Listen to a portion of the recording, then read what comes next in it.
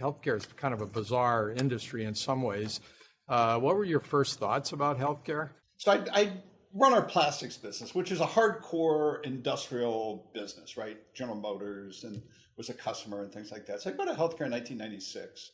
And like I did my whole career, I would go on field trips and try to understand the business from the market back. And one of so a couple of impressions, Gary, but the one that really sticks in my mind to this day is how terrible the quality was in healthcare.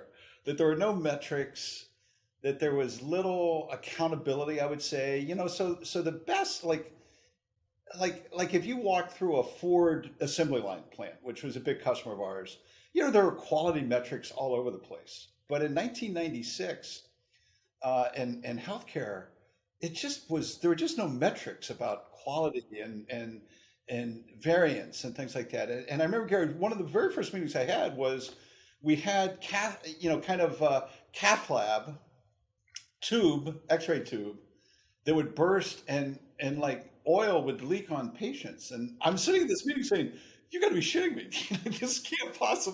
We can't possibly sell a product that does this." I was freaked out because, like in my hardcore, dirty, nitty gritty plastics business, we would never have anything like that, right? So that was my first impression. My second impression was just how much I loved doctors, right? How much I loved learning and talking and understanding them and asking them and be curious about them. And it's one of those things, even to this day in the healthcare world, we still forget about doctors, right? There's every plan and every company and every new theory and every new this, that, or the other thing.